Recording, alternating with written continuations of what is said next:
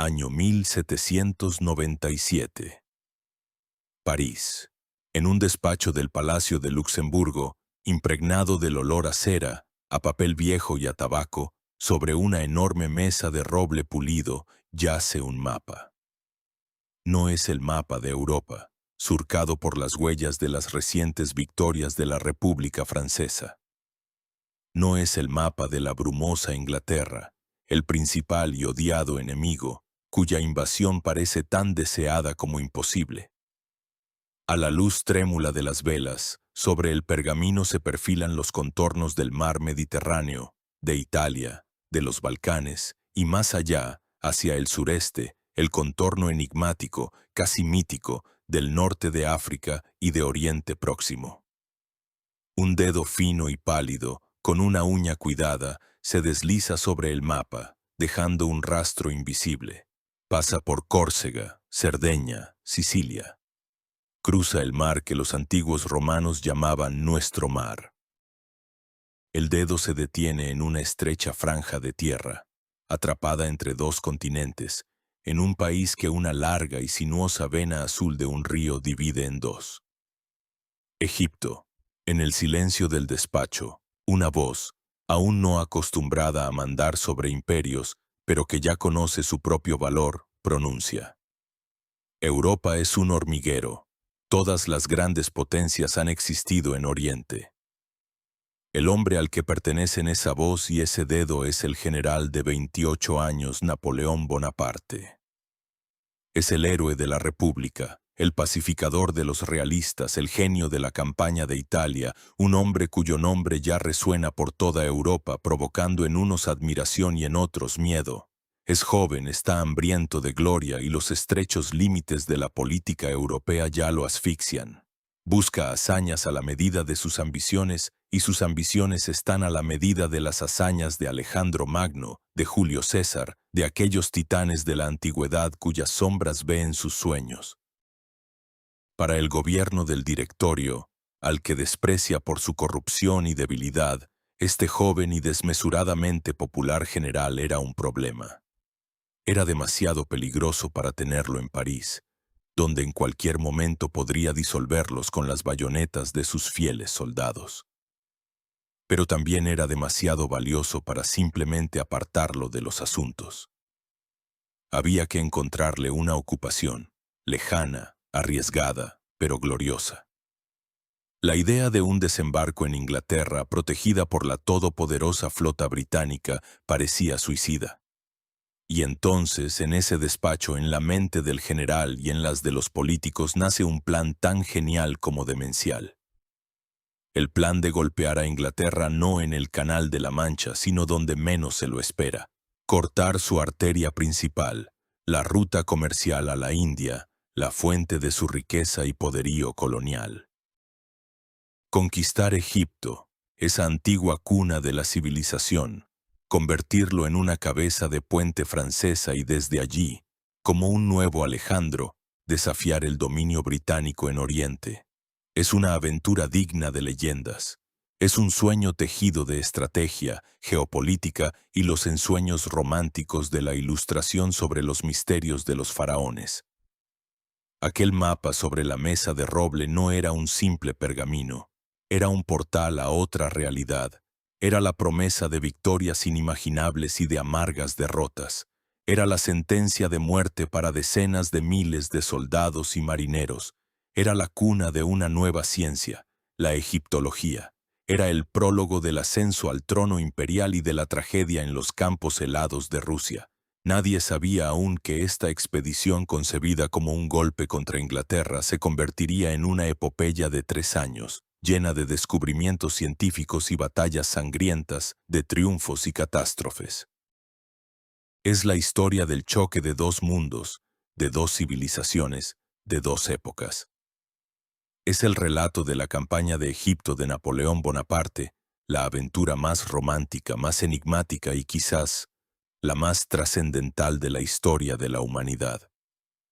Antes de que en el puerto de Tolón crujan los mástiles de una armada sin precedentes y decenas de miles de soldados comiencen su viaje hacia lo desconocido, Es necesario comprender de qué amalgama de ideas, miedos, ambiciones y cálculos se forjó este increíble plan.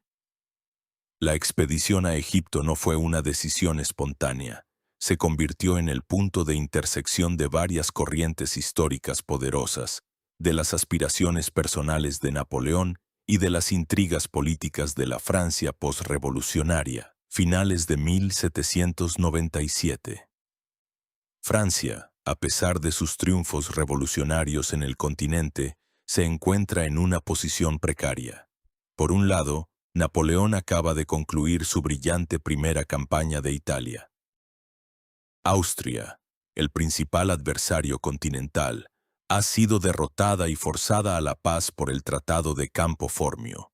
El norte de Italia está bajo control francés. El general Bonaparte regresa a París envuelto en el aura de un comandante invencible, el salvador de la patria. Las multitudes lo reciben como a un triunfador.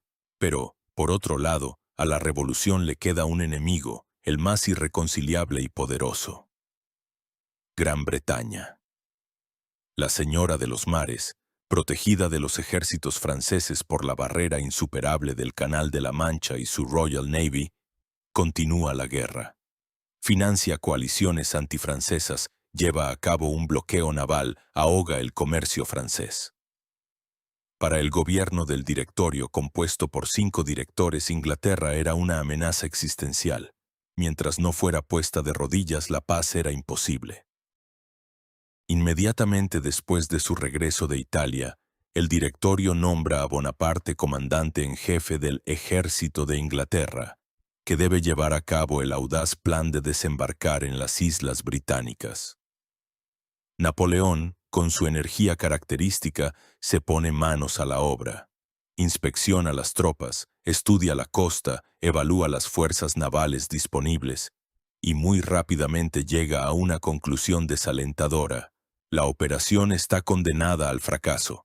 La flota francesa, debilitada por el terror revolucionario, muchos oficiales aristócratas experimentados habían sido ejecutados o habían emigrado, y derrotada por los ingleses en batallas anteriores, no tiene ninguna posibilidad contra el almirante Nelson.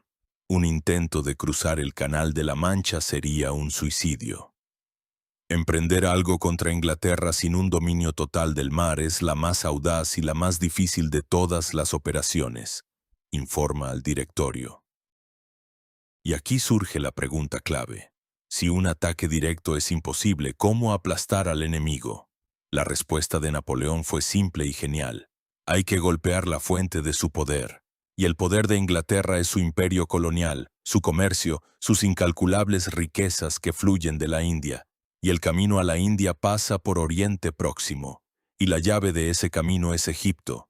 La idea de una conquista francesa de Egipto no era nueva. Ya Luis XIV había soñado con ella. Sobre ella habían escrito filósofos y diplomáticos del siglo XVIII, como Leibniz, que proponía desviar a Francia de las guerras en Europa con conquistas orientales. Pero fue a finales del siglo XVIII cuando esta idea adquirió un atractivo especial. En primer lugar, era una necesidad estratégica. La conquista de Egipto permitía crear una colonia francesa en el corazón de la encrucijada comercial más importante. Desde allí se podía controlar el comercio en el Levante, amenazar al Imperio Otomano y, lo más importante, crear una cabeza de puente para una futura campaña a la India. En los sueños de Napoleón ya se dibujaban escenas en las que él, aliado con los gobernantes indios hostiles a los ingleses, los expulsaba de su colonia más rica. Sería un golpe mortal para la economía británica. En segundo lugar, existía un aspecto político dentro de la propia Francia. El Directorio, un gobierno débil y sumido en la corrupción, temía a Napoleón. Su popularidad en el ejército y en el pueblo era colosal. No era solo un general, era una fuerza política. Dejarlo en París significaba sentarse sobre un barril de pólvora. Enviarlo a una expedición arriesgada, pero potencialmente gloriosa, a miles de kilómetros de distancia, era la solución ideal. En caso de éxito, toda la gloria sería para la República. En caso de fracaso o de la muerte del general, el directorio se libraría de un competidor peligroso. El propio Napoleón comprendía perfectamente este juego. «La ociosidad de París no es de mi agrado», le dijo a su secretario Bourrienne. «Si permanezco mucho tiempo sin hacer nada, pereceré. Aquí todo se desgasta. Mi gloria ya se ha desvanecido». Necesitaba una nueva guerra, un nuevo teatro de operaciones para mantener su mito. En tercer lugar, y esto es quizás lo más importante para comprender el espíritu de la expedición, estaba el contexto ideológico y cultural. La Ilustración había generado un enorme interés por el mundo antiguo. Grecia, Roma y en particular el misterioso Egipto excitaban la imaginación de científicos, escritores y artistas. Egipto era considerado la cuna de toda la sabiduría, la fuente del conocimiento que más tarde heredaron los griegos y los romanos. Viajeros como Volney traían de Egipto descripciones de ruinas majestuosas que asombraban la imaginación. Para una generación educada en los autores clásicos, en las vidas de Plutarco, Egipto no era un simple territorio, era historia viva. Napoleón, un lector apasionado que en su juventud devoraba a Plutarco y a los historiadores de la antigüedad, estaba completamente bajo el influjo de este mito cultural. Se veía a sí mismo no como un simple conquistador, sino como el sucesor de los grandes héroes del pasado. Soñaba con repetir y superar la campaña de Alejandro Magno, que también había comenzado sus conquistas orientales desde Egipto. No quería ser un bárbaro destructor, sino un civilizador, un portador de la luz de la Ilustración y de los ideales de la Revolución Francesa a las tierras atrasadas de Oriente. No solo iba a conquistar Egipto, sino a estudiarlo, describirlo, catalogarlo, desvelar sus secretos.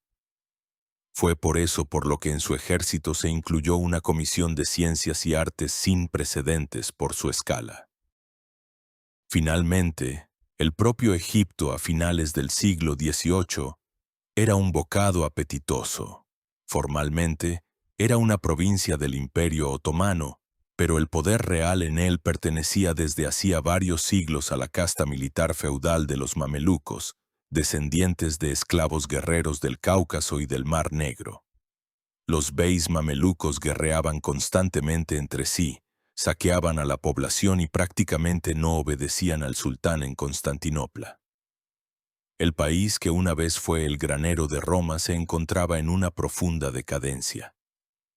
Para Napoleón esto significaba que el Imperio Otomano muy probablemente no podría prestar una ayuda eficaz a sus vasallos insumisos y que los propios mamelucos, a pesar de su valentía personal, eran un ejército de caballería arcaico, incapaz de enfrentarse a la táctica europea moderna.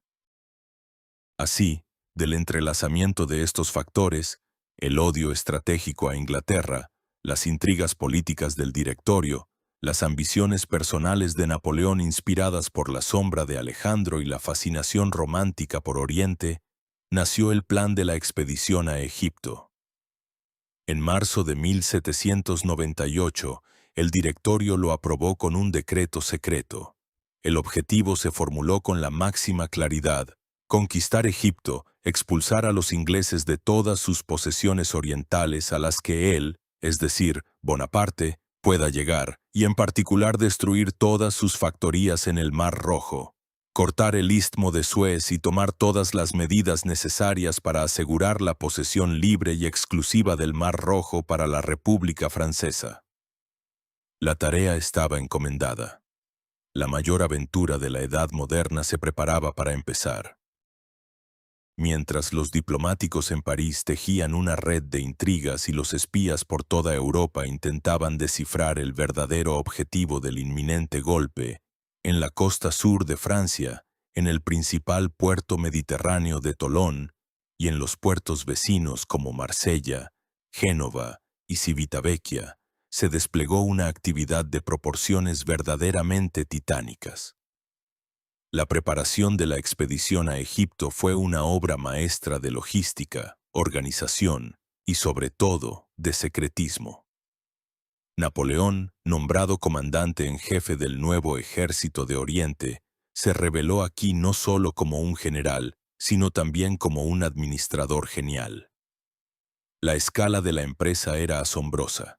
Era necesario reunir, armar, equipar y embarcar un ejército de unos 40.000 hombres, incluyendo infantería, caballería y artillería. Eran las mejores tropas de la República, veteranos de la campaña de Italia, curtidos en la batalla e infinitamente leales a su joven general.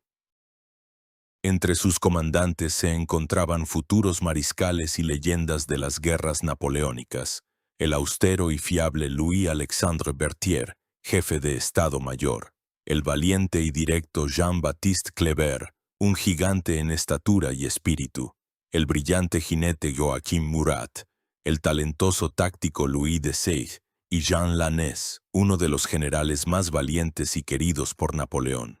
Para transportar este ejército y todos sus pertrechos se necesitaba una flota enorme. En los puertos se reunieron más de 400 barcos. El núcleo de la flota lo constituían 13 navíos de línea, incluido el buque insignia, el gigantesco Orient de 120 cañones, y 14 fragatas bajo el mando del almirante François-Paul Brueys d'Aiguillère. El resto de los barcos eran transportes, requisados por toda la costa para llevar a los soldados, más de 1.000 caballos, 171 cañones, provisiones, municiones, hospitales de campaña y una infinidad de otros cargamentos. El puerto de Tolón bullía como una colmena alborotada. Miles de obreros y marineros trabajaban día y noche. En los muelles se apilaban montañas de cajas, barriles de vino y carne salada, sacos de galletas y fardos de uniformes. Crujían los cabrestantes, se oían los gritos de los oficiales y las maldiciones de los contramaestres. Los soldados que llegaban de todos los rincones de Francia acampaban alrededor de la ciudad, sin tener la menor idea del objetivo de la campaña.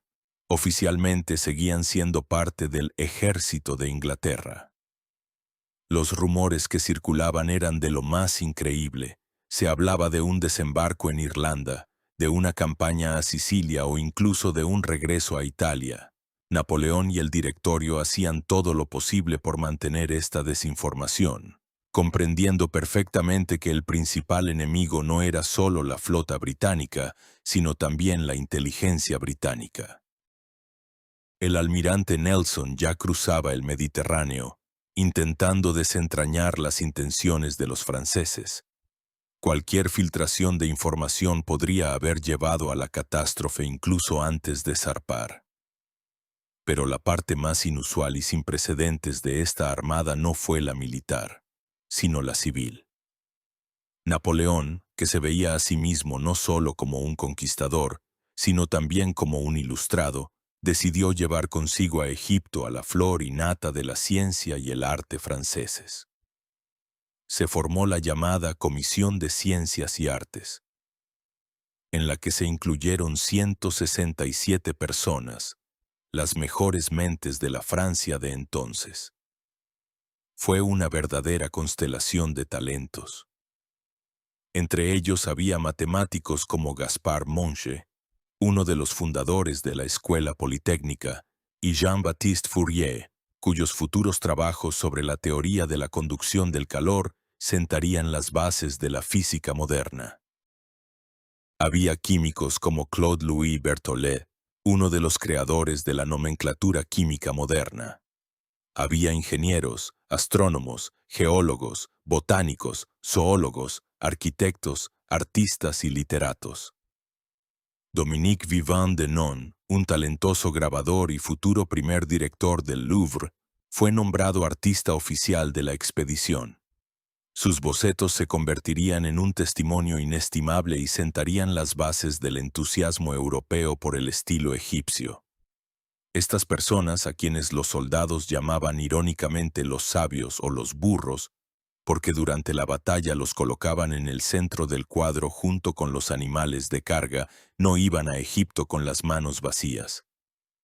Llevaban consigo toda una biblioteca de varios cientos de volúmenes, los instrumentos científicos más modernos, como telescopios, barómetros, sextantes, equipo de laboratorio e incluso una imprenta con tipos árabes, griegos y franceses.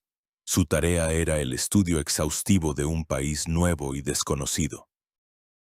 Debían elaborar su mapa exacto, estudiar su flora y fauna, investigar su geología, describir sus monumentos antiguos, estudiar la vida cotidiana, las costumbres y el sistema de gobierno del Egipto moderno. Fue la primera vez en la historia que un ejército de conquistadores iba acompañado de un destacamento científico tan potente. La expedición era a la vez militar y científica.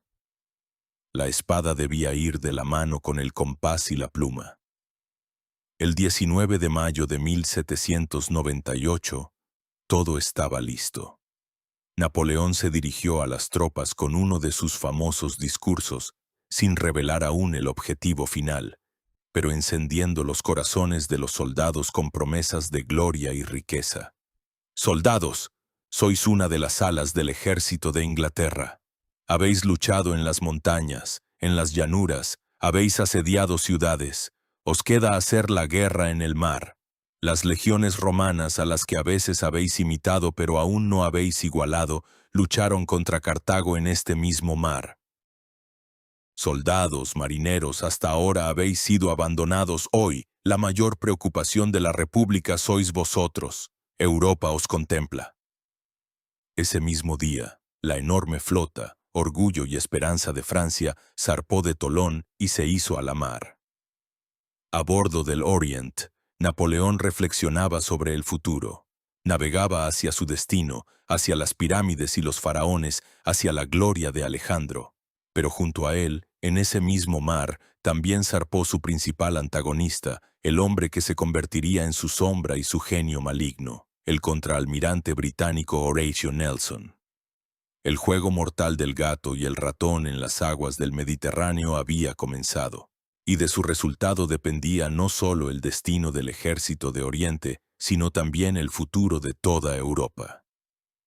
Antes de que la armada de Napoleón llegara a las costas de Egipto, tenía que hacer una parada importante, que se convirtió en la primera demostración de fuerza, diplomacia y determinación del joven general.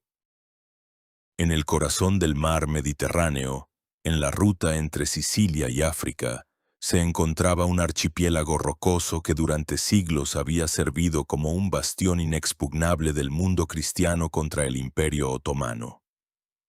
Era Malta, posesión de la antigua y orgullosa Orden de San Juan de Jerusalén, más conocida como la Orden de Malta. La Orden de los Hospitalarios, fundada en la época de las Cruzadas, era una reliquia viva de la Edad Media, tras ser expulsados de Rodas en el siglo XVI.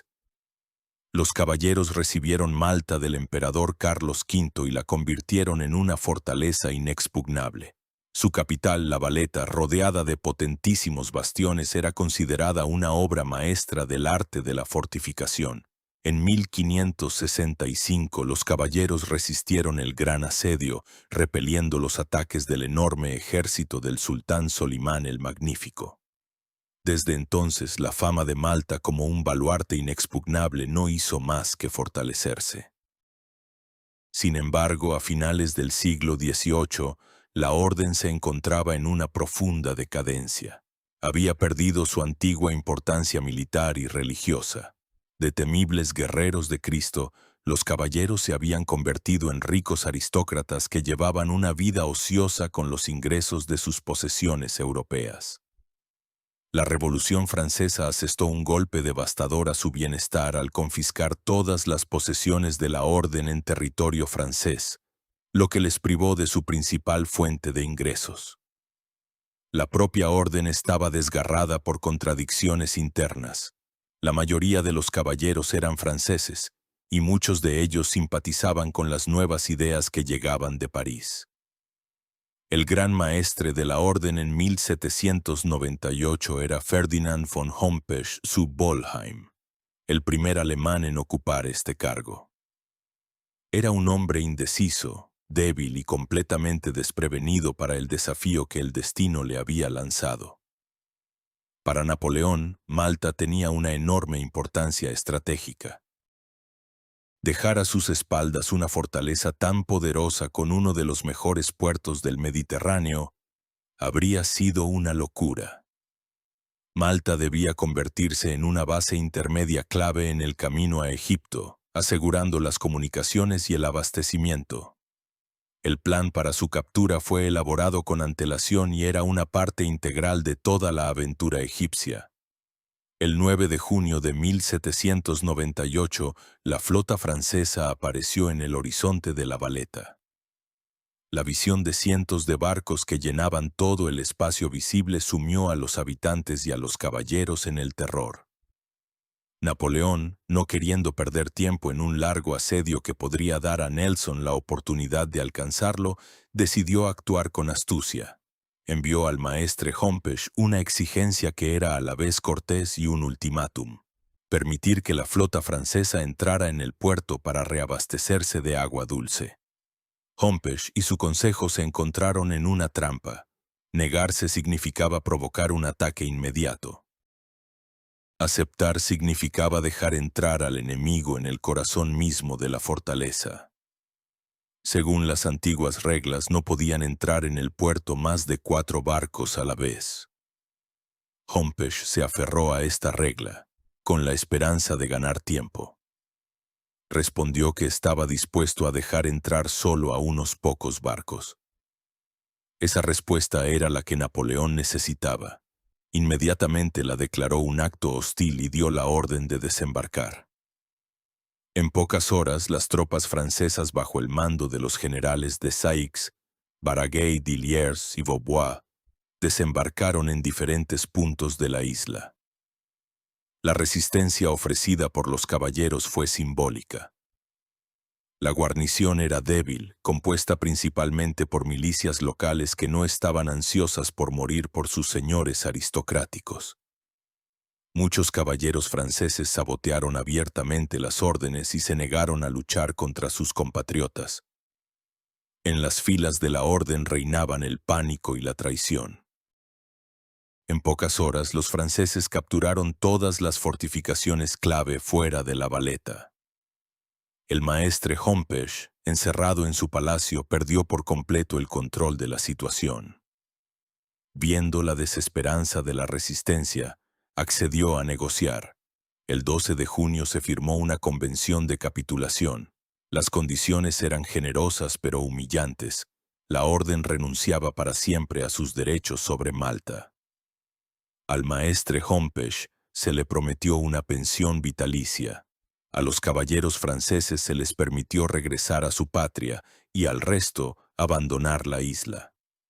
Así, en solo 3 días, sin una sola batalla seria, cayó la fortaleza que durante siglos se había considerado inexpugnable. Fue una victoria brillante para Napoleón, lograda más por la presión psicológica y la debilidad interna del enemigo que por la fuerza de las armas. Bonaparte permaneció en Malta solo 6 días, pero en ese corto tiempo desplegó una actividad febril que demostró su talento como reformador. Actuó como un soberano de pleno derecho. El antiguo gobierno feudal de la orden fue abolido. Se introdujo una nueva administración según el modelo francés, se abolió la esclavitud, lo que liberó a unos 2000 esclavos musulmanes, un gesto calculado para la futura pacificación de Egipto. Se reorganizó el sistema educativo y se crearon escuelas primarias y un liceo. Todas las propiedades de la orden, incluidos los incalculables tesoros de la concatedral de San Juan, fueron confiscadas en beneficio de la República Francesa. El oro y la plata acumulados por los caballeros durante siglos se destinaron a financiar la continuación de la expedición. Dejando en la isla una guarnición de 4000 hombres bajo el mando del general Vaubois, el 19 de junio Napoleón dio la orden a la flota de hacerse de nuevo a la mar. La toma de Malta había concluido. El primer objetivo de la campaña se había alcanzado con pérdidas mínimas y con la máxima eficacia. pero por delante yacía el azul infinito del mar, donde en algún lugar, a la caza de su presa, merodeaba el almirante tuerto y manco Nelson. Y más allá del mar esperaba el desierto, esperaban los espejismos, esperaban los mamelucos, esperaba la antigua y hostil tierra de los faraones. Lo más fácil había quedado atrás. Las verdaderas pruebas no habían hecho más que empezar. Tras la rápida y casi incruenta toma de Malta, la armada francesa se dirigió de nuevo hacia el este, sumergiéndose en lo desconocido. Las semanas siguientes se convirtieron en un juego tenso y peligroso, en el que estaba en juego el destino de toda la expedición. En algún lugar cercano, en esas mismas aguas, se encontraba la escuadra británica de Horatio Nelson. El almirante británico, al enterarse de la partida de los franceses de Tolón, estaba obsesionado con la idea de encontrar y destruir su flota. Era un duelo entre los dos mayores genios militares de la época, Bonaparte y Nelson, aunque nunca se habían enfrentado cara a cara. El destino o, como diría Napoleón, su estrella, estaba del lado de los franceses. Una de las noches, en una densa niebla, las dos flotas se cruzaron a escasas millas de distancia sin que ninguna de las dos se percatara de la otra. Nelson, suponiendo que el objetivo de los franceses era Egipto, se dirigió a toda vela hacia Alejandría. Llegó allí el 28 de junio, pero no encontró ni un solo barco francés. Decidiendo que se había equivocado y que los franceses podrían haberse dirigido a Siria o Constantinopla, abandonó la costa egipcia y se fue en su busca hacia el norte. Se cruzó con la flota francesa por solo 2 días. Fue un error fatal que permitió a Napoleón llevar a cabo el desembarco. El 1 de julio de 1798, la flota francesa llegó a la costa de Egipto en un punto llamado Marabut, al oeste de Alejandría. El tiempo era terrible. Soplaba un fuerte viento y el mar estaba muy agitado. Esperar al amanecer era peligroso, ya que Nelson podía regresar en cualquier momento. Napoleón tomó la arriesgada decisión de iniciar el desembarco de inmediato, por la noche, en una costa sin preparar. La operación se desarrolló en medio de un caos total.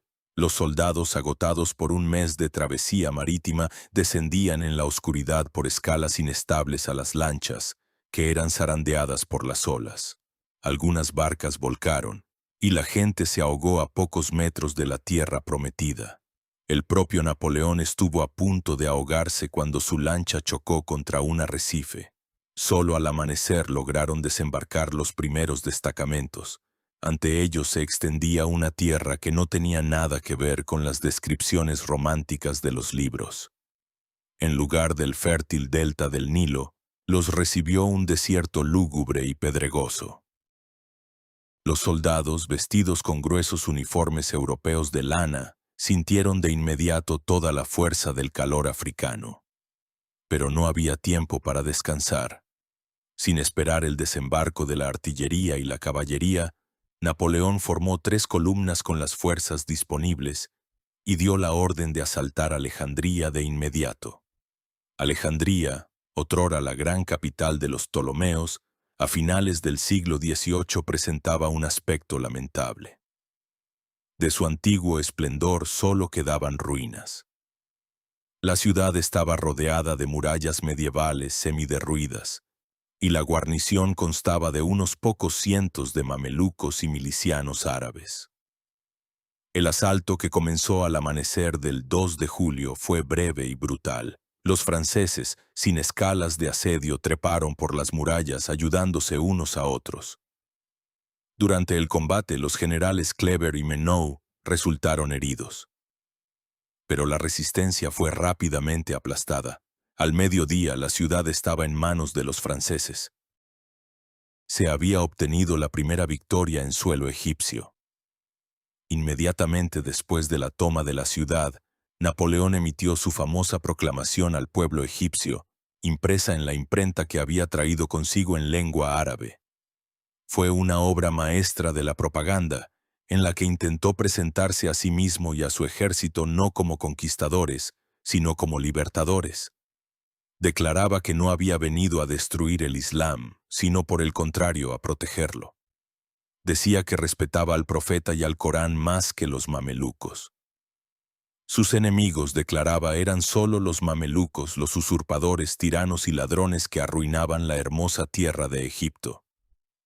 Hacía un llamamiento a los jeques, a los ulemas y a todos los egipcios piadosos para que se unieran a él en la lucha contra el enemigo común. Este intento de coquetear con el Islam y presentarse como amigo de los musulmanes se convertiría en el leitmotiv de toda su política egipcia, pero al final no tendría éxito. Dejando una guarnición en Alejandría, Napoleón decidió no perder ni un minuto. El objetivo principal era El Cairo, la capital de Egipto y el centro del poder de los mamelucos. El 7 de julio, la mayor parte del ejército se puso en marcha, y aquí comenzó para los soldados franceses un verdadero infierno. Tenían que cruzar el desierto de Damanhur. Fue una marcha que quedaría para siempre en la memoria de sus participantes como una de las pruebas más terribles. Los soldados, acostumbrados a los verdes paisajes de Europa, se encontraron en un mar de arena al rojo vivo bajo un sol implacable y deslumbrante.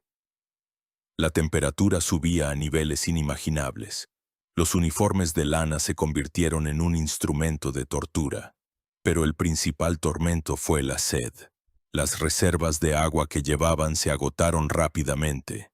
Los pozos que encontraban en el camino o bien habían sido cegados por los beduinos en retirada o contenían agua salobre, no potable.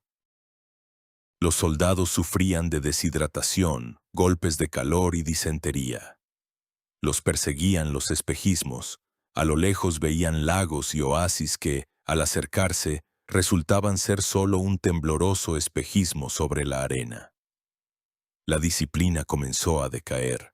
Los soldados murmuraban, maldecían a Egipto y al general que los había llevado a aquella tierra maldita. Algunos, desesperados, se suicidaron.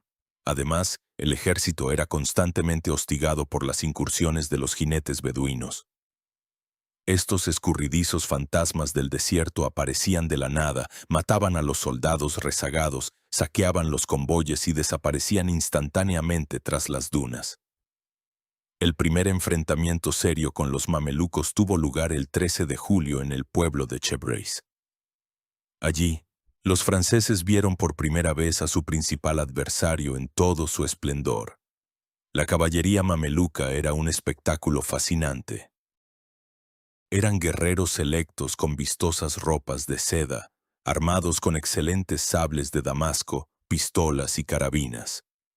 Atacaron con una valentía y una furia increíbles. Napoleón opuso a esta caballería feudal la táctica europea moderna. Formó sus divisiones en enormes cuadros, es decir, cuadrados huecos erizados de bayonetas por todos lados. Dentro del cuadro se encontraban la artillería y el mando. Todos los intentos de los mamelucos de romper esta formación se estrellaron contra un muro de fuego y acero. Tras sufrir graves pérdidas por las descargas de los fusiles y la metralla, los mamelucos se vieron obligados a retirarse. La batalla de Chebreis fue una victoria táctica pequeña pero importante. Demostró que la valentía mameluca era impotente frente a la disciplina europea. Después de un breve descanso, el ejército continuó su penosa marcha a lo largo del Nilo. Los soldados estaban agotados hasta el límite, pero por delante, en el horizonte, ya se veían los contornos de los mayores monumentos de la antigüedad.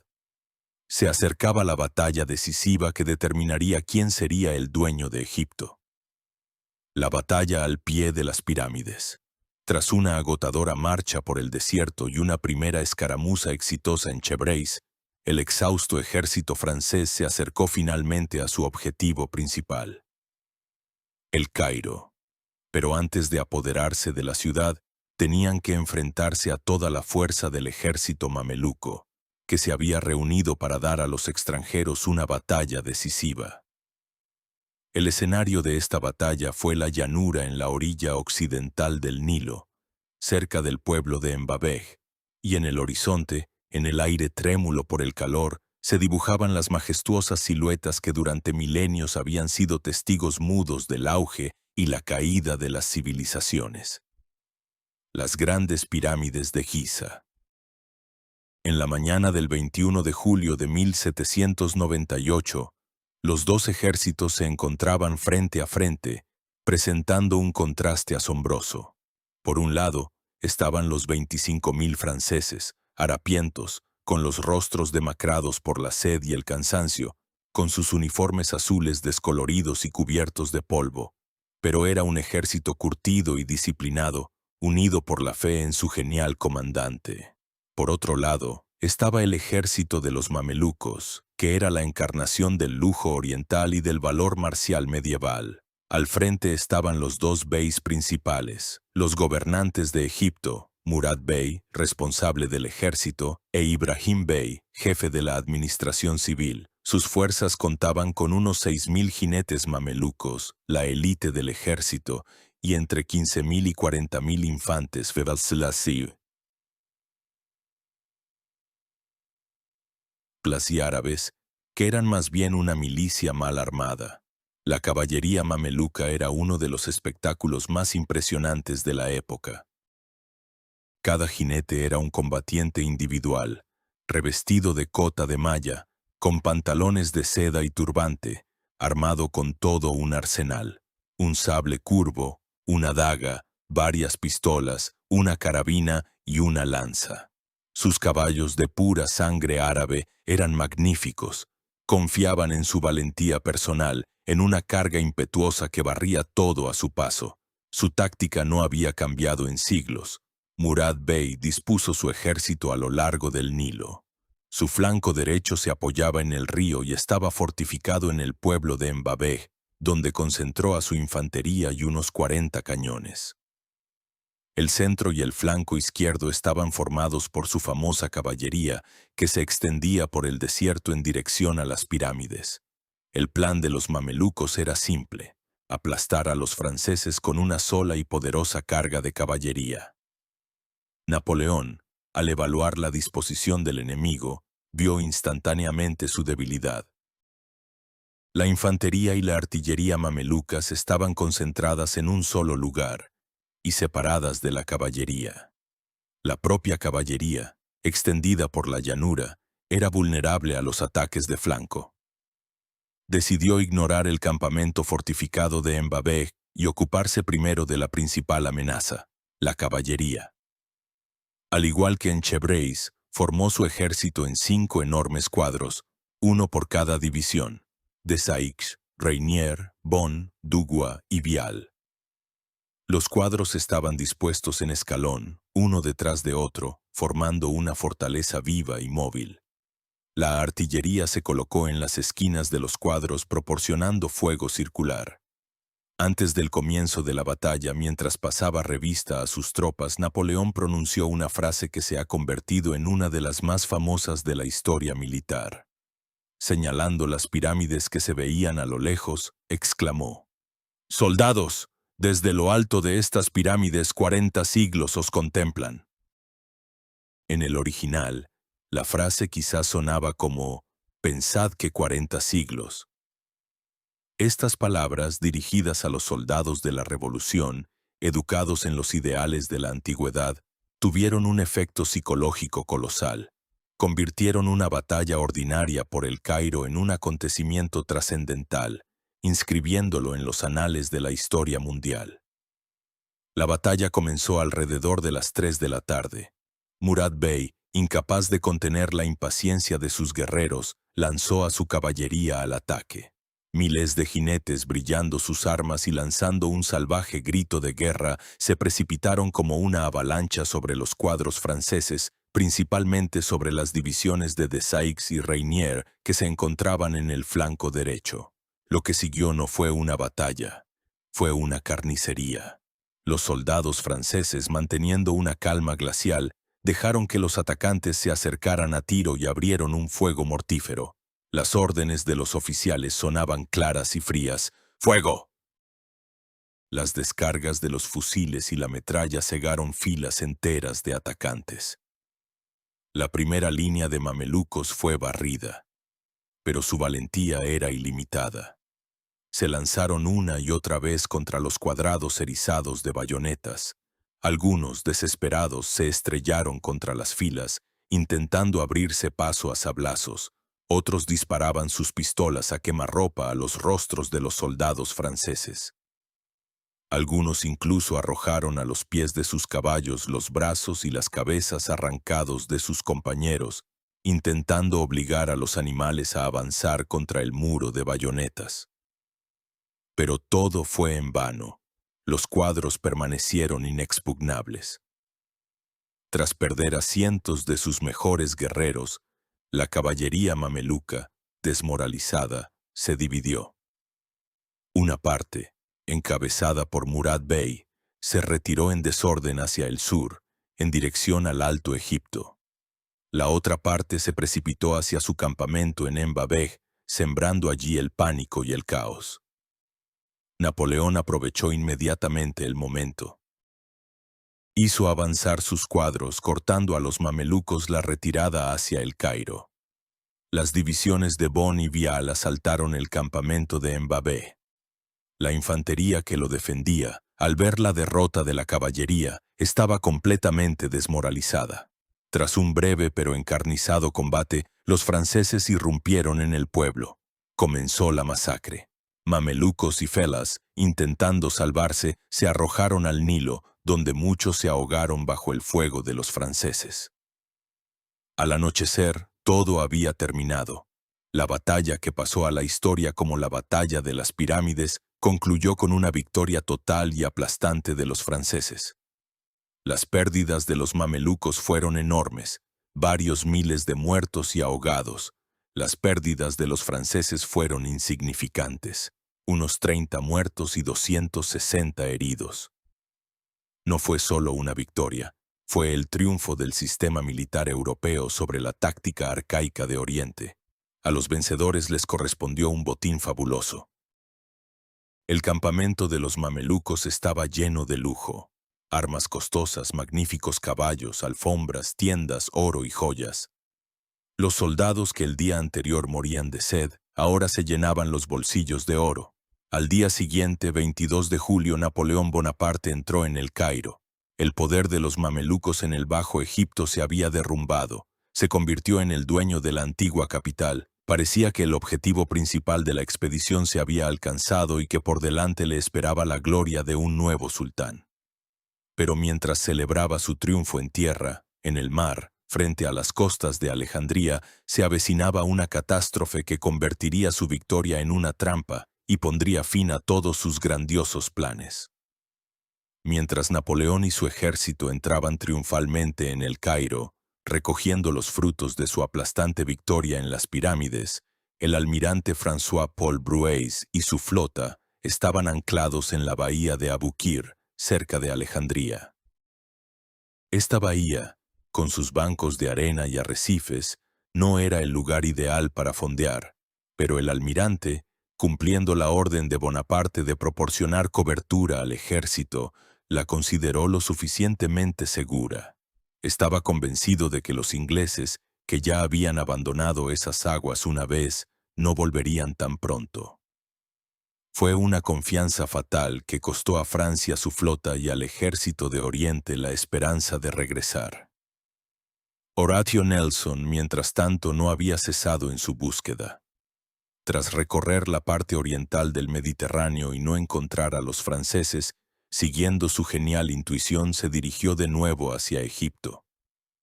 El 1 de agosto de 1798, hacia las 2 de la tarde, los vigías del buque insignia británico, el Vanguard, avistaron un bosque de mástiles en la bahía de Abukir.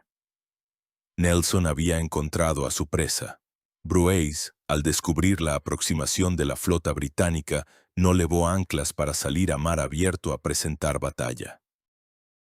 Quizás subestimó la determinación de su adversario, o quizás se vio limitado por la escasez de marineros, ya que parte de las tripulaciones habían sido enviadas a tierra para aprovisionarse de agua y víveres. En lugar de eso, decidió aceptar la batalla anclado, alineando sus 13 navíos de línea en una sola fila, paralela a la costa. Suponía que las aguas poco profundas del lado de tierra protegían su flanco de forma segura, y que los ingleses tendrían que atacarlo solo desde el mar, donde se encontrarían bajo el fuego concentrado de toda su escuadra. El buque insignia, el gigantesco Orient, se encontraba en el centro de esta línea. Era un plan razonable, pero no tuvo en cuenta dos factores: el genio táctico de Nelson y la altísima pericia de los marineros británicos. Nelson, al acercarse a la línea francesa hacia las 6 de la tarde, evaluó la situación al instante. Se percató de que entre el primer barco francés, el Guerrier, y la costa había espacio suficiente para hacer pasar sus barcos. Tomó la audaz, casi demencial, decisión de atacar a los franceses simultáneamente por ambos lados. Una parte de su flota debía rodear la línea francesa y atacarla desde el lado de la costa, mientras que la otra parte la atacaría desde el mar. De este modo, la vanguardia de la escuadra francesa quedaría atrapada entre dos fuegos, y los británicos podrían destruirla por partes. Los capitanes británicos, a diferencia de los franceses, acostumbrados a una estricta centralización, estaban habituados a la iniciativa. Nelson solo dio la orden general: atacar la vanguardia y el centro del enemigo. El primero en entrar en combate fue el capitán Thomas Foley, al mando del Goliath. Tras sondar la profundidad, condujo audazmente su barco entre la costa y la línea francesa, abriendo un fuego huracanado sobre el Guerrier desde su costado desprotegido. Le siguieron otros 4 barcos británicos. El plan de Nelson funcionó a la perfección. La batalla, que comenzó al atardecer, se convirtió rápidamente en un infierno nocturno. Los barcos franceses, sorprendidos por el ataque desde la costa, no estaban preparados para él. Sus cañones de babor estaban obstruidos con pertrechos y las dotaciones no estaban completas. Los 5 primeros barcos de la línea francesa, el Guerrier, el Conquérant, el Spartiate, el Aquilón y el Peuple Souverain, se encontraron bajo el fuego cruzado de fuerzas enemigas superiores. Uno tras otro, convertidos en ruinas humeantes, con los mástiles abatidos y las velas hechas jirones, arriaron la bandera. En el centro de la batalla se desarrolló la principal tragedia. El buque insignia, el Orient, bajo el mando del almirante Brueys, libró un combate heroico contra varios barcos británicos, incluido el buque insignia de Nelson, el Vanguard. En el fragor del combate, el propio Nelson fue gravemente herido en la cabeza por una esquirla y fue llevado a la enfermería. El almirante Brueys también recibió varias heridas, pero se negó a abandonar su puesto. Poco después, una bala de cañón casi lo partió en 2. Muriendo en cubierta, ordenó que no se arriara la bandera. Hacia las 9 de la noche, se declaró un incendio en el Orient. Las llamas se extendieron rápidamente por las estructuras de madera, acercándose a la Santa Bárbara, donde se almacenaban cientos de toneladas de pólvora. Los barcos británicos, presintiendo la catástrofe, se alejaron apresuradamente del gigante en llamas. Hacia las 10 de la noche, se produjo una explosión de una fuerza monstruosa, apocalíptica. El Orient saltó por los aires. Una enorme bola de fuego iluminó el cielo nocturno a decenas de millas a la redonda. La onda expansiva fue tan fuerte que por un instante la batalla se detuvo. Los marineros de ambas flotas, conmocionados por lo que habían visto, se quedaron paralizados de un terror reverencial. La pérdida del buque insignia y del almirante quebró definitivamente el espíritu de los franceses. La batalla continuó durante algunas horas más, pero su resultado estaba decidido. A la mañana del 2 de agosto, de los 13 navíos de línea franceses, 11 habían sido capturados o destruidos. Solo 2 navíos y 2 fragatas bajo el mando del contraalmirante Villeneuve, el futuro héroe trágico de Trafalgar, lograron escapar y hacerse a la mar. La flota francesa en el Mediterráneo había dejado de existir. La noticia de la catástrofe de Abukir, o, como la llaman los ingleses, la batalla del Nilo, llegó a Napoleón en el Cairo pocos días después. Fue un golpe devastador. De un plumazo, su ejército de conquistadores se había convertido en prisioneros. Estaban aislados de Francia, privados de suministros, refuerzos y la posibilidad de evacuación. «Ahora debemos morir aquí o salir de aquí grandes, como los antiguos», dijo Napoleón a sus generales, intentando ocultar su desesperación tras una máscara de estoicismo. La batalla del Nilo tuvo consecuencias de largo alcance. Restableció el dominio total de Gran Bretaña en el Mediterráneo. Inspiró a los enemigos de Francia a formar la segunda coalición antifrancesa. El Imperio Otomano, envalentonado por la derrota de los franceses, pronto les declaró la guerra. Para Napoleón y su ejército, el sueño egipcio se había convertido en la trampa egipcia. Ahora no solo tenía que gobernar un país conquistado, sino también sobrevivir en él, rodeado de una población hostil y en completo aislamiento del resto del mundo. Tras la catástrofe de la bahía de Abukir, la situación estratégica para Napoleón cambió radicalmente. Ya no era la vanguardia de la expansión europea. Era el gobernante de un enclave aislado, atrapado en un país extraño y cada vez más hostil. En estas circunstancias, su genio se manifestó no solo como general, sino también como administrador, político y organizador. El período posterior a Abukir hasta la campaña de Siria fue una época de esfuerzos titánicos para crear un protectorado francés en Egipto. Una época de grandes descubrimientos científicos y, al mismo tiempo, una época de creciente resistencia que culminó en una sangrienta revuelta. Al quedar aislado de Francia, Napoleón se dedicó con redoblada energía a organizar el gobierno de Egipto. Su objetivo no era solo el dominio militar, sino la creación de una administración eficaz que proveyera al ejército de todo lo necesario y, en el ideal, se ganara la lealtad de la población local. Comprendía que era imposible gobernar un país exclusivamente con la fuerza de las bayonetas. Su política fue dual. Por un lado, conservó el sistema administrativo existente en los niveles inferiores, manteniendo en sus puestos a los alcaldes locales y a los recaudadores de impuestos. Por otro, intentó introducir elementos del modelo francés de autogobierno para implicar a la élite local en la administración.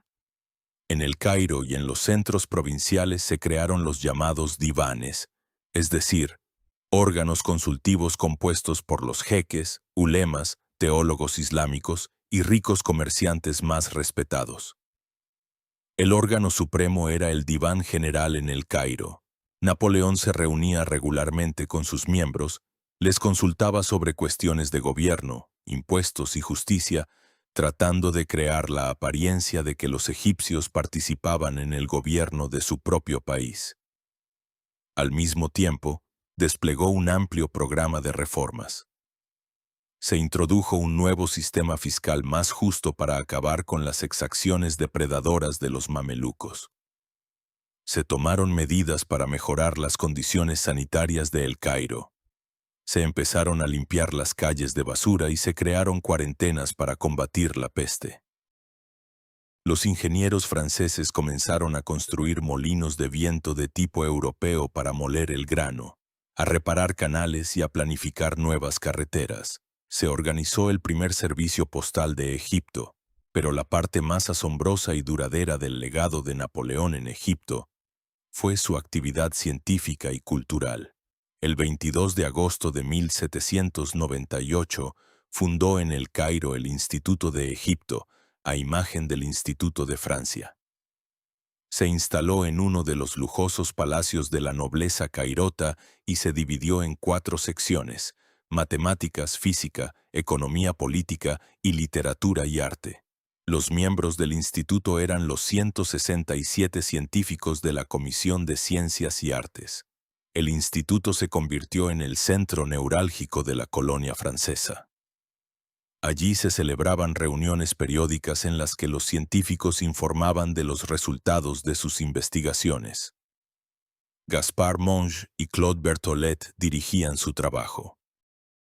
Los científicos se dispersaron por todo Egipto, arriesgando sus vidas para cumplir su misión. Elaboraron mapas precisos del país, que siguieron siendo los mejores durante casi un siglo.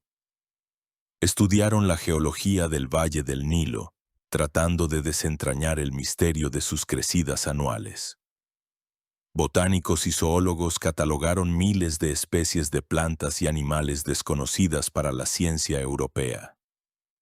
Los artistas, principalmente Denon, dibujaron con increíble precisión las ruinas de los antiguos templos y tumbas de Luxor, Karnak y Dendera. Fue entonces cuando los europeos vieron por primera vez la verdadera grandeza de la civilización de los faraones. El instituto no se dedicaba solo a la ciencia fundamental, sino también a la aplicada. Sus miembros buscaban formas de producir pólvora con materiales locales, desarrollaban nuevos métodos de elaboración de cerveza para proveer a los soldados de cerveza en lugar de vino, e incluso intentaban mejorar los hornos egipcios para cocer el pan. Sin embargo, a pesar de todas estas reformas y avances científicos, el abismo entre franceses y egipcios no se reducía, sino que crecía. Para la inmensa mayoría de los egipcios, los franceses eran y seguían siendo invasores infieles. Sus intentos de coquetear con el Islam eran percibidos como una blasfemia. Sus reformas alteraban un modo de vida secular, y sus impuestos, aunque más ordenados, seguían siendo una pesada carga necesaria para mantener a un enorme ejército de ocupación. El descontento avivado por los sermones en las mezquitas y por los agitadores en nombre del sultán otomano, que ya había declarado la guerra a Francia, iba en aumento. El 21 de octubre de 1798, este descontento estalló en una revuelta abierta. Miles de habitantes de El Cairo, armados con lo que encontraron, salieron a las calles. La revuelta se concentró en el barrio de la mezquita de Al-Azhar, el principal centro religioso y educativo del mundo islámico. Las multitudes atacaron a soldados franceses aislados, matándolos con una crueldad increíble. El comandante de El Cairo, el general Dupuy, fue asesinado. Napoleón, sorprendido, respondió con una determinación despiadada. Rodeó los barrios rebeldes y dio la orden de bombardearlos con la artillería instalada en la ciudadela. El bombardeo, que duró 2 días, causó una enorme destrucción. La culminación de la represión de la revuelta fue un acto que conmocionó para siempre al mundo musulmán. Los soldados franceses irrumpieron a caballo en el sagrado patio de la mezquita de Al-Azhar, profanando su santuario. Después de esto, la revuelta fue sofocada. Comenzaron las represalias masivas. Cientos, si no miles, de rebeldes fueron capturados y ejecutados. Las cabezas de los ejecutados se exhibían en las calles para aterrorizar a la población. Se impuso a la ciudad una enorme contribución. La revuelta de El Cairo fue un punto de inflexión. Le demostró a Napoleón que su política de apaciguamiento había fracasado. Comprendió que solo podría mantener Egipto por la fuerza y el miedo.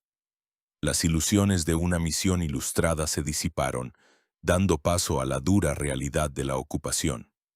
Al mismo tiempo, las noticias de que el Imperio Otomano preparaba 2 ejércitos para invadir Egipto, uno por tierra desde Siria y otro por mar, le obligaron a desviar su atención de los asuntos internos a las amenazas externas.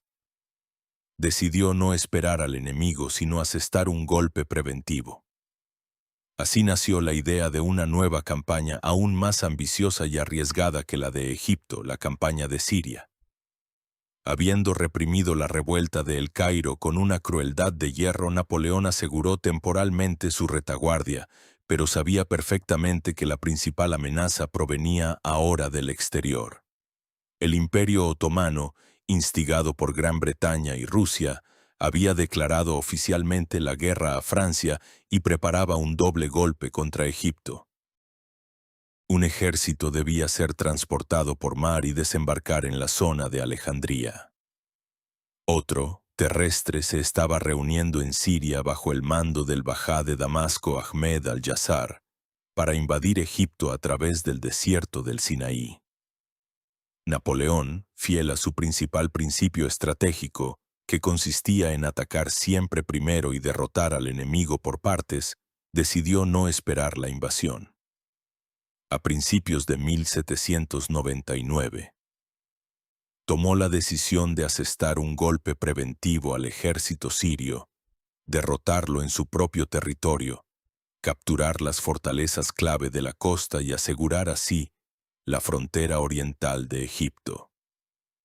Pero como siempre en Napoleón, detrás de este objetivo militar pragmático se escondían sueños mucho más grandiosos y casi fantásticos. En su imaginación, la campaña de Siria era solo el primer paso hacia la creación de un vasto imperio oriental. Soñaba con conquistar Siria, levantar una revuelta de los cristianos maronitas y, quizás, incluso de los judíos, a quienes, según algunas fuentes, prometió restaurar su estado. Después de eso, podría marchar sobre Constantinopla y aplastar al Imperio Otomano o girar hacia el este, a través de Persia, y realizar su principal sueño, la campaña a la India. Esta pequeña Europa no tiene nada más que dar, decía. Hay que ir a Oriente. Todas las grandes glorias provienen de allí. En febrero de 1799, un ejército francés de 13.000 hombres partió de Egipto. Comenzó una nueva marcha por el desierto, esta vez a través del Sinaí. Las condiciones eran aún más duras que en la campaña a El Cairo. Los soldados volvieron a sufrir de sed y calor. El primer obstáculo serio en el camino fue la fortaleza de El Arish, defendida por una guarnición turca. Tras un breve asedio, la fortaleza cayó. El siguiente objetivo fue Gaza, que también fue tomada sin mucha dificultad. Pero los verdaderos horrores comenzaron cuando los franceses llegaron a Jaffa, la antigua ciudad portuaria. El asedio de Jaffa, que comenzó el 3 de marzo, fue encarnizado. La guarnición turca resistió desesperadamente. El 7 de marzo, los franceses lanzaron el asalto. Tras abrir una brecha en la muralla, irrumpieron en la ciudad y comenzó una masacre monstruosa que duró 2 días. Los soldados, enfurecidos por la tenaz resistencia, mataron a todos sin distinción, tanto a soldados como a civiles. Una vez que la carnicería amainó, surgió un nuevo problema. Unos 4.000 soldados de la guarnición turca refugiados en la ciudadela aceptaron rendirse solo a condición de que se les perdonara la vida. Los ayudantes de campo de Napoleón, sin consultarle, les hicieron esa promesa. Cuando Napoleón se enteró, se enfureció. ¿Qué hacer con 4.000 prisioneros? No tenía comida para alimentarlos ni suficientes soldados para vigilarlos. Dejarlos marchar significaba que se unirían inmediatamente a la guarnición de la siguiente fortaleza, Acre. Después de 3 días de angustiosas deliberaciones, Napoleón tomó una de las decisiones más terribles y controvertidas de su carrera. Ordenó fusilar a todos los prisioneros. Durante varios días, en la orilla del mar, los soldados franceses fusilaron y apuñalaron a bayoneta a miles de hombres desarmados. Este crimen de guerra dejó una mancha negra para siempre en la reputación de Napoleón. Pero esa no fue la única calamidad. En Jaffa, en la ciudad superpoblada y sucia, entre miles de cadáveres en descomposición, estalló la peste en las filas del ejército francés. La enfermedad comenzó a cegar a los soldados por decenas. A pesar de ello, Napoleón siguió adelante, hacia su objetivo principal. La ciudad fortaleza de San Juan de Acre, o simplemente Acre, defendida por el mismo Ahmed Pasha, apodado el Carnicero por su increíble crueldad. Y fue aquí, a los pies de esta antigua fortaleza de los cruzados, donde Napoleón encontró a su adversario más tenaz e ingenioso. La defensa de Acre estaba dirigida no solo por Yassar Pasha, sino también por un antiguo compañero de Napoleón en la Escuela Militar de París, un emigrado realista francés llamado Antoine de Philippot, un brillante ingeniero militar. Y desde el mar, los asediados contaban con el apoyo de la flota británica bajo el mando del comodoro Sir Sidney Smith, un aventurero y enemigo personal de Napoleón. El asedio de Acre, que comenzó el 19 de marzo, se convirtió en una verdadera pesadilla para Napoleón. Sidney Smith logró capturar en el mar los barcos franceses que transportaban desde Egipto la artillería de asedio pesada. Como resultado, Napoleón tuvo que asaltar las poderosas murallas con solo cañones de campaña ligeros. Philippot, por su parte, reparaba y reforzaba constantemente los tramos de muralla destruidos. Durante 2 meses, los franceses lanzaron un asalto desesperado tras otro. Demostraron un valor extraordinario. El general Kleber, mientras tanto, con un pequeño destacamento, logró derrotar a un enorme ejército turco que acudía en ayuda de Acre, en la famosa batalla del Monte Tabor. Pero las murallas de Acre permanecieron inexpugnables. Los franceses sufrieron enormes pérdidas no solo en combate, sino también por la peste, que hacía estragos en su campamento. En mayo, después de 8 asaltos fallidos, Napoleón comprendió que había sido derrotado. Su sueño de un imperio oriental se había estrellado contra las murallas de una pequeña fortaleza siria. El 20 de mayo de 1799, dio la orden de levantar el asedio y retirarse. La retirada de Siria fue aún más terrible que la marcha de ida. El ejército estaba desmoralizado. Cientos de enfermos de peste y heridos tuvieron que ser transportados en camillas o abandonados a su suerte. Napoleón ordenó envenenar a los enfermos que no podían ser transportados para que no cayeran en manos de los turcos, conocidos por su crueldad. En junio, los lamentables restos del ejército sirio regresaron a El Cairo. La campaña, que había comenzado con tan grandes esperanzas, se convirtió en una catástrofe total. Se había perdido casi 1/3 del ejército. El único resultado fue la eliminación temporal de la amenaza de una invasión terrestre. Pero ahora Napoleón tenía que enfrentarse a la segunda parte del plan otomano, un desembarco naval. El espejismo sirio se había disipado, y la realidad egipcia se le presentó de nuevo en toda su sombría evidencia. El regreso de la campaña de Siria fue para Napoleón un momento amargo, aunque intentó presentarlo en sus boletines como una marcha triunfal que había desbaratado los planes del enemigo. En el fondo, tanto él como sus generales y los soldados rasos sabían que había sido una derrota. El sueño de un imperio oriental se había derrumbado. El ejército estaba exhausto, su número había disminuido y su moral estaba minada por los horrores de la retirada y la epidemia de peste. Parecía que la aventura egipcia había llegado a un callejón sin salida. Sin embargo, el destino le brindó a Napoleón la oportunidad de concluir su estancia en Egipto con una nota victoriosa y de rehabilitarse en parte por el fracaso de Acre. A mediados de julio de 1799, el plan otomano de invasión, para cuyo desbaratamiento se había emprendido la campaña de Siria, finalmente se puso en marcha. Una enorme flota turca, acompañada por la escuadra británica de Sidney Smith, apareció en la ya emblemática para los franceses bahía de Abukir. En la costa desembarcó un ejército turco de 18.000 hombres bajo el mando de Mustafa Pasha. Los turcos tomaron con facilidad el fuerte de Abukir, masacrando a su pequeña guarnición francesa. En lugar de avanzar inmediatamente hacia el interior del país, Mustafa Pasha, confiado en su superioridad numérica, decidió fortificarse en la península de Abukir y esperar la llegada de la caballería mameluca desde el Alto Egipto. Esta demora le resultó fatal. Napoleón, al recibir la noticia del desembarco, reaccionó con una velocidad fulminante. Reunió al instante todas las unidades de combate disponibles, dejando en El Cairo y otras ciudades guarniciones mínimas, y marchó a marchas forzadas hacia la costa. En solo unos días, concentró bajo Abukir a unos 10.000 hombres.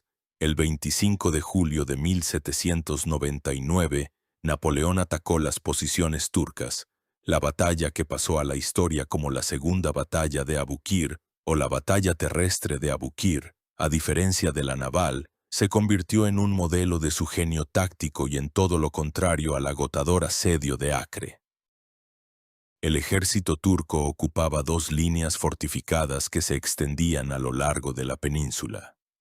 Napoleón decidió no asaltarlas de frente. Lanzó a su infantería bajo el mando de Lannes contra la primera línea para fijar al enemigo, mientras él preparaba el golpe decisivo. Un papel clave en esta batalla lo desempeñaría la caballería bajo el mando de Joaquín Murat. Una vez tomada la primera línea turca, Napoleón lanzó al ataque a toda su caballería. Murat, al frente de sus escuadrones, realizó una maniobra vertiginosa.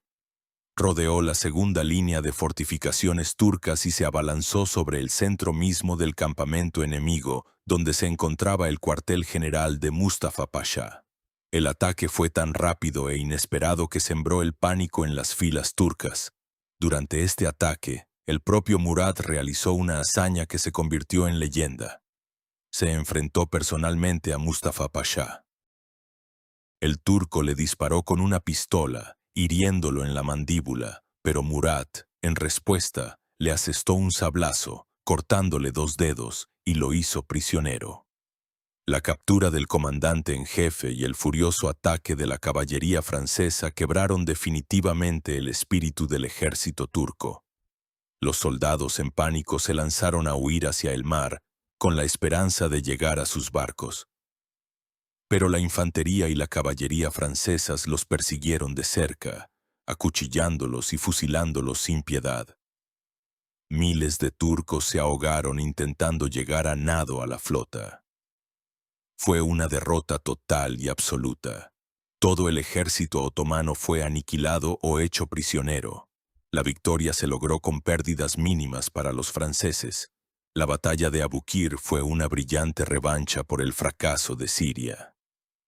Restauró el prestigio de Napoleón a los ojos del ejército y eliminó temporalmente la última amenaza militar seria para Egipto. Pero el propio Napoleón ya comprendía que, estratégicamente, la campaña estaba perdida. Mantener Egipto a largo plazo sin el apoyo de Francia era imposible. Fue en ese momento, a principios de agosto, durante las negociaciones con Sidney Smith sobre el intercambio de prisioneros, cuando el inglés, queriendo herir a su adversario, le entregó un fajo de periódicos europeos recientes. De ellos, Napoleón se enteró por primera vez en muchos meses de lo que estaba sucediendo en su patria, y las noticias eran catastróficas. La segunda coalición acosaba a Francia en todos los frentes. Las tropas ruso-austriacas bajo el mando de Suvorov habían expulsado a los franceses de Italia, aniquilando todos los frutos de su primera campaña. En la propia Francia, el directorio estaba completamente desacreditado. El país se encontraba al borde del colapso político y económico. Para Napoleón fue una señal. Su lugar ya no estaba en Egipto. Su destino se decidía en París. Comprendió que había llegado el momento en que podía, apoyándose en su gloria y en la debilidad del gobierno, tomar el poder. Tomó la decisión de inmediato, en secreto de todos, de abandonar Egipto y regresar a Francia. Esta decisión fue, en esencia, un acto de deserción. Abandonaba a su ejército a su suerte, en una situación desesperada, sin la menor esperanza de salvación. Pero para Napoleón, las ambiciones personales y el destino de Francia, que ya identificaba consigo mismo, estaban por encima de todo. Los preparativos para la partida se llevaron a cabo en el más estricto secreto. Solo unas pocas personas de su máxima confianza lo sabían. Decidió entregar el mando del ejército de Oriente al general Kleber, uno de los generales más capaces, pero también de los más críticos con él. Napoleón le dejó una larga carta con instrucciones, en la que esbozaba tareas casi imposibles para mantener Egipto. En la noche del 23 de agosto de 1799, Napoleón, acompañado de varios de sus mejores generales, como Berthier, Lannes, Murat, y de los científicos Monge y Berthollet, abandonó en secreto el Cairo. En la costa les esperaban dos pequeñas fragatas. Escapando de las patrullas británicas, se hicieron a la mar, rumbo a Francia. Los soldados y oficiales del ejército de Oriente, al despertar por la mañana, se enteraron de que su comandante en jefe los había abandonado. Su furia y desesperación no tuvieron límites.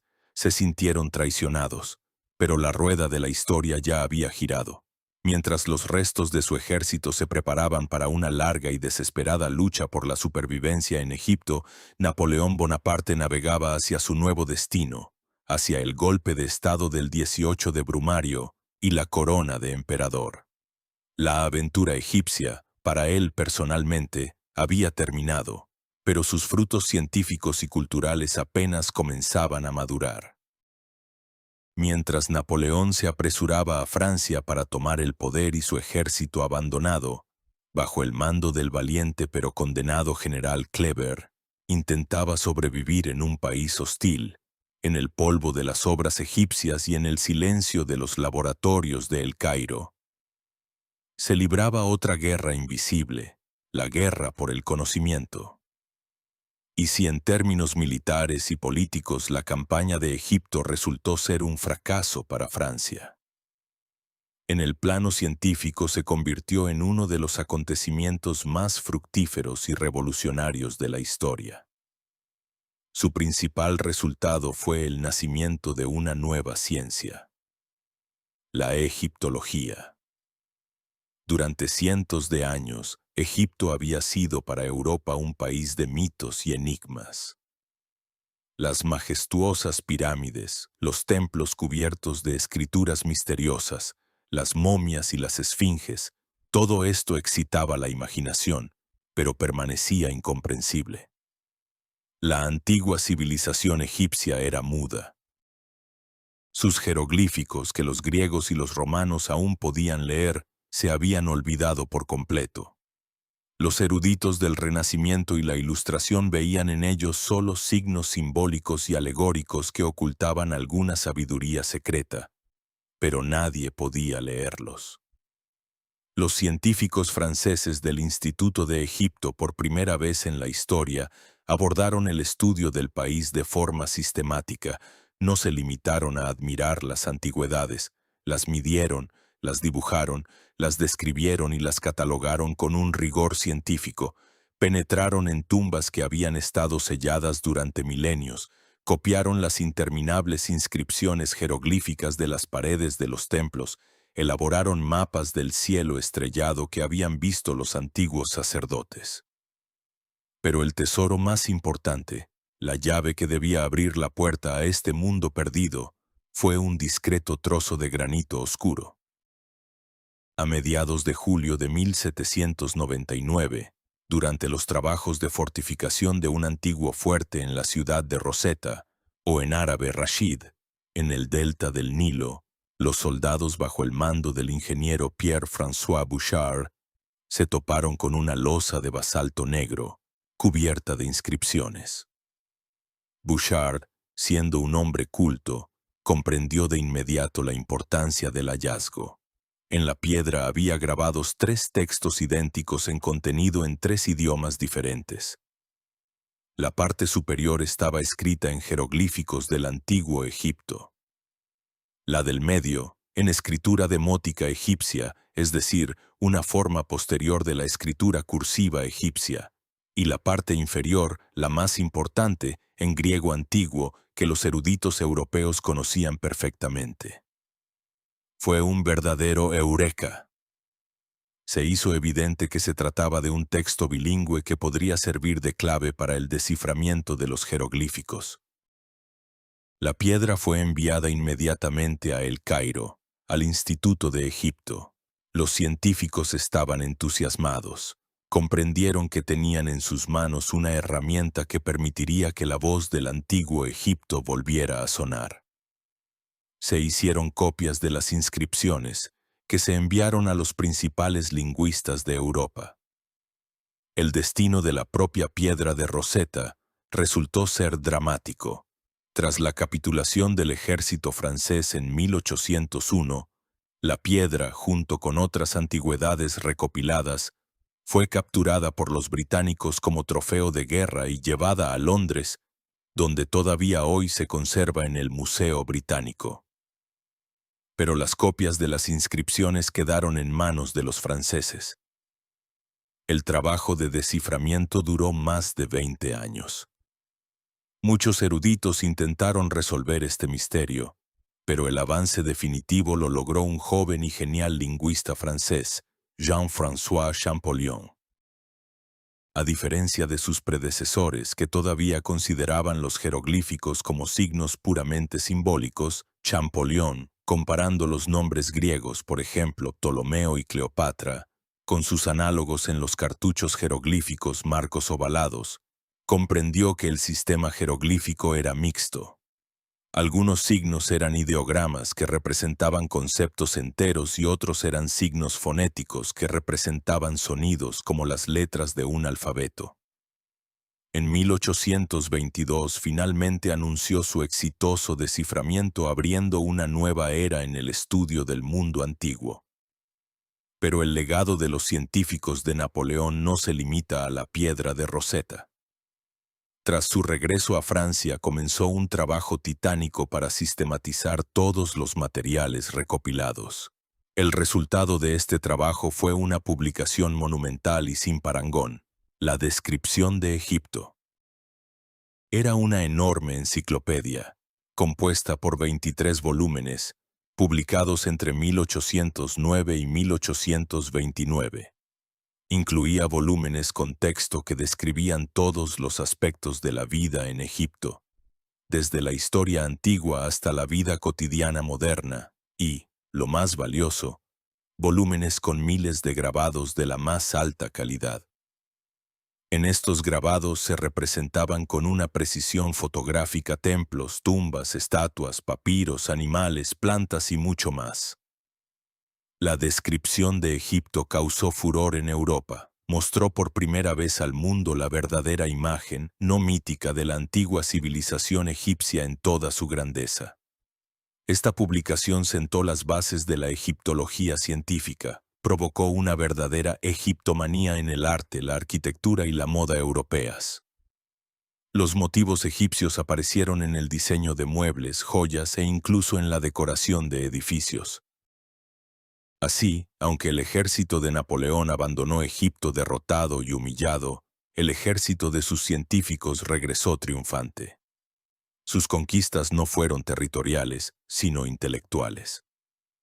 No crearon el imperio oriental con el que soñaba su general, pero descubrieron para la humanidad toda una civilización perdida. Hicieron hablar a las piedras. Y en esto reside la principal paradoja y el principal y perdurable legado de esta asombrosa expedición. Una aventura militar que se convirtió en una catástrofe dio impulso a uno de los mayores avances científicos de la historia.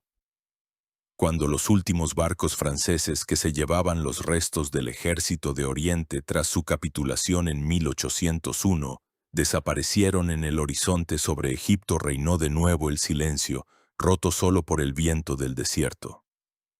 El interludio francés de 3 años, brillante, sangriento y ruidoso, había terminado. Mamelucos y otomanos regresaron para volver a luchar por el poder sobre un país exhausto. Parecía que todo había vuelto a la normalidad, y que la aventura egipcia de Napoleón había sido solo un sueño extraño y fugaz, que no había dejado tras de sí más que ruinas y amargos recuerdos. Pero la historia no conoce el condicional, y sus corrientes son irreversibles. La campaña de Egipto, a pesar de su fracaso militar, se convirtió en la piedra que provocó una avalancha de cambios que alteró el destino no solo de Egipto sino de todo Oriente Próximo y que dejó una profunda huella en la historia de la propia Europa. Para Francia la expedición fue un trauma nacional y, al mismo tiempo, una fuente de orgullo nacional. Perdió un ejército y una flota, pero adquirió una leyenda inmortal y un tesoro científico en forma de la descripción de Egipto. El mito de Napoleón Conquistador, vagando entre las pirámides, se arraigó firmemente en la cultura francesa, convirtiéndose en un símbolo de heroísmo romántico y de una misión civilizadora. Para el propio Napoleón, la campaña de Egipto fue una etapa crucial en su ascenso. Sí, sufrió una derrota estratégica. Sí, abandonó a su ejército, pero regresó a Francia en el momento oportuno, envuelto en un aura de victorias exóticas, como un hombre que había caminado por la tierra de los faraones. Esta gloria mística, reforzada por la victoria real en Abukir, le ayudó a dar el golpe de estado del 18 de Brumario y a tomar el poder. La aventura egipcia convirtió al general de la República en el gobernante de Francia. Para Egipto las consecuencias fueron aún más profundas y contradictorias. La invasión francesa fue un shock para el país. Demostró sin piedad la superioridad técnico-militar y organizativa de Europa y el atraso del sistema otomano mameluco. Este shock rompió el aislamiento secular de Egipto y lo arrastró a la fuerza a la política mundial. En el vacío de poder que se creó tras la retirada de los franceses, ascendió un joven oficial albanés del ejército otomano llamado Mehmet Ali. Habiendo aprendido las lecciones de la invasión francesa, una vez en el poder, inició una modernización a gran escala de Egipto según el modelo europeo, creando un ejército, una flota y una administración modernos.